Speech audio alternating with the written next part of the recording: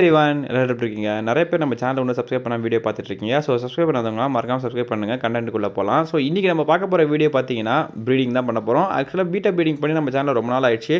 So ஒரு 42, 50 days ஆயிருக்கும். குட்டிங்கலாம் கொஞ்சம் கொஞ்சமா வளர்ந்துருக்கு. ஸோ அதையும் நம்ம இந்த வீடியோல பார்ப்போம். இன்னைக்கு நம்ம சூஸ் பண்ண போற பேர் பார்த்தீங்கன்னா, இந்த வேட்டையன் தான்.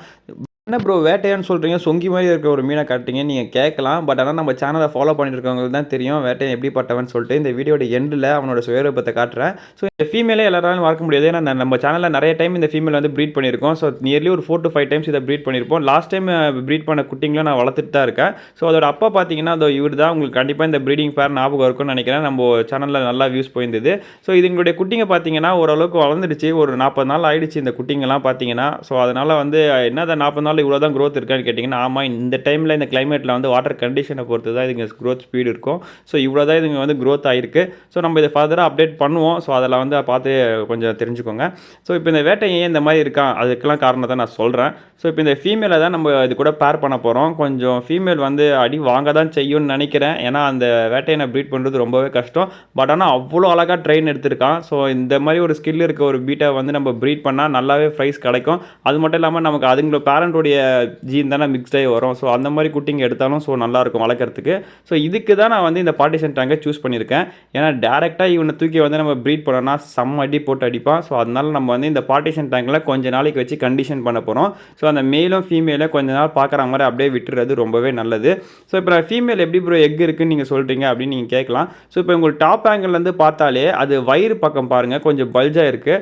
ஸோ அண்ட் மோரோவர் நான் இதுக்கு வந்து லைவ் ஃபீட் எதுவுமே கொடுத்து வளர்த்தது கிடையாது. இந்த 4 வாட்டி ப்ரீட் பண்ண அப்பயுமே நான் லைவ் ஃபீட் பண்ணாமல் ஜஸ்ட் வந்து ஃபுட்டை பெல்லட்ஸை தான் நான் ஃபீட் பண்ணியிருக்கேன். ஸோ அதுக்கே வந்து இது இந்த அளவுக்கு வந்து எக்கு இதுவாக இருக்குது. ஸோ ஆனால் ப்ரோட்டீன் வந்து ஹை ப்ரோட்டீன் ஃபுட்டாக நீங்கள் ஃபீட் பண்ணலாம்.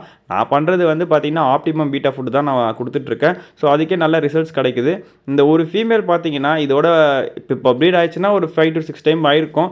ஸோ ஆனால் ஹெல்த் கண்டிஷனும் பர்ஃபெக்டாக இருக்குது. இது நான் வந்து குட்டிலேருந்தே ப்ரீட் பண்ணிகிட்ருக்கேன். நீங்கள் 4 மாதத்துக்கு அப்புறம் எந்த மீனாக இருந்தாலும் ப்ரீட் பண்ண ஆரம்பிச்சிடலாம் பீட்டாவை பொறுத்த வரைக்கும். ஸோ இப்போ இது எக் பார்த்தீங்கன்னா அந்த வெண்ட்டே வெளியே தெரிய ஆரம்பிச்சிச்சு. ஸோ எக் வெண்ட் பார்த்தீங்கன்னா உங்களுக்கு தெரியும். ஸோ இப்போ இதுக்கிட்ட எக் நல்லாவே இருக்குது. எப்படி பார்த்தாலும் ஒரு 50 to 100 எக்ஸ் வைக்கும். என்ன ப்ரோ 500, 1000லாம் சொல்கிறாங்க. அது 500, 1000 வச்சாலும் அவ்வளோ ஹேட்ச் ஆக போகிறது கிடையாது. நம்ம வந்து ஒரு 50, 100 வச்சாலும் ஒரு 40 குட்டி 50 குட்டி ஹேட்ச் பண்ணி அதை க்ரோ பண்ணுறதுல கரெக்டாக பண்ணிட்டு போயிடலாம். ஸோ இப்போ இந்த மெயிலை தூக்கி வந்து நம்ம அந்த டேங்க்கில் விடுவோம். ஸோ இவன் பார்த்தீங்கன்னா இதுக்கு காரணம் ஏன்னா இந்த வாட்டர் கண்டிஷன் நான் மாற்றி ரொம்ப நாள் ஆச்சு. ஸோ அதனால் டேங்க் வந்து ஒரு மாதிரி டல்லாக இருக்கிறதுனால அப்படியே செட் ஆகிட்டு அப்படியே ஸ்ட்ரெஸ்டாக இருந்தால் இப்போது பக்கத்தில் நம்ம அந்த ஃபீமேலை பார்த்தவொடனே என்ன பண்ணுறான்றதை பாருங்கள். ஸோ இப்போ இந்த மெயில் பார்த்தீங்கன்னா ரொம்பவே பர்ஃபெக்டாக ட்ரெயின் ஆன ஒரு மெயில்னு சொல்லியிருந்தேன். ஸோ இதுக்கப்புறம் வந்து நான் இதை ப்ரீட் பண்ணுறதே விட்டுட்டேன். கண்டிப்பாக அந்த மாதிரி ஒரு மெயில் எடுத்துன்னு போயிட்டு நம்ம எது கூட ஃபீமேல் கூட பேர் பண்ணாலும் செம்மடி அடிக்கும். அண்டு சைஸும் பார்த்தீங்கன்னா உங்களுக்கு அது ரெக்க விரிச்சா தான் உங்களுக்கு அதோட சைஸ் தெரியும். ஸோ கொஞ்ச நேரத்தில் வெயிட் பண்ணுங்கள். இது எந்த அளவுக்கு ஃப்ளாட் வந்து நான் காட்டுறேன். ஸோ இப்போ பார்த்துருச்சா? இப்போ பார்த்தீங்கன்னா எப்படி இருந்தால் இப்போ எப்படி ஆகிட்டான் பாருங்கள் டக்குன்னு. இப்போ தெரியாத ஏன் வேட்டையை நம்ம கூப்பிட்றோன்னு சொல்லிட்டு. ஸோ வந்து ஹண்ட் பண்ணுற ஸ்கில்லும் எனக்கு பயங்கரமாக இருக்கும். பத்தாததுக்கு ஜம்பிங் இந்த ஃபெதரை வச்சுன்னு ஜம்ப் பண்ணி எல்லாத்தையும் கேப்சர் பண்ண வீடியோலாம் நம்ம ஆல்ரெடி சேனலில் ஷார்ட்ஸ் அப்லோட் பண்ணியிருப்போம். பார்க்கலாம் கண்டிப்பாக நீங்கள் அதை பாருங்கள். இப்போ மொத்தமாக அவனுடைய ஃபெதர் பாருங்கள் எவ்வளோ தூரத்துக்கு இருக்குது. ஸோ ஹைலைட்டடான விஷயம் பார்த்தீங்கன்னா இது வந்து பெரிய ஒரு ரெக்கவர்லேருந்து தான் நம்ம இது கொண்டு வந்திருக்கோம். இந்த மெயில் பார்த்தீங்கன்னா நல்ல ஒரு டிசீஸில் வந்து அஃபெக்ட் ஆச்சு. ஃபின்ராட்லாம் எக்கச்சக்கமாக இருந்துச்சு. அந்த வீடியோ நம்ம சேனலில் அப்லோட் பண்ணியிருப்போம். ஸோ அதுலேருந்து ரெக்கவர் ஆகிட்டு இந்த அளவுக்கு இதுக்கு ரெக்க வளர்ந்ததே பெரிய விஷயம் தான். ஸோ அதனால தான் சொல்கிறேன் இந்த மாதிரி ஒரு நல்ல மேல் ஜீன் கிடைக்கிறது கஷ்டம். ஸோ இவனை வந்து எப்படியாவது ப்ரீட் பண்ணி குட்டி எடுத்துட்டோன்னா அதை நல்லாவே நம்மளால் வளர்க்கலாம். ரொம்ப ஹார்டியாக வளருது இந்த மீன். ஸோ இப்போ பார்த்தீங்கன்னா லைட்டாக அதுக்கு வந்து டியூமர் வந்திருக்கு ஓரத்தில்.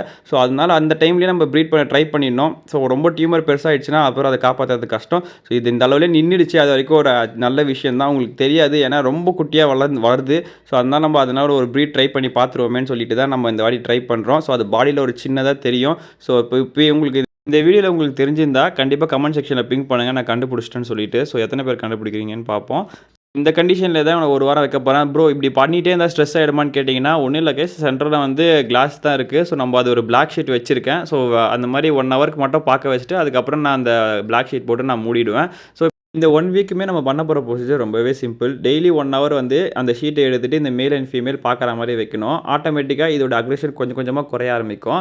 இந்த கேப்பில் வந்து நம்ம நல்ல லைஃப் ஃபீடாக இதுங்களுக்கு கொடுத்து நல்ல ஆரோக்கியமாக இந்த 1 வீக் நல்லா மெயின்டைன் பண்ணிக்கணும். அப்போ தான் வந்து எக்கும் சரி இதோடைய ஹேட்ச் ரேட்டும் அதிகமாக இருக்கும்.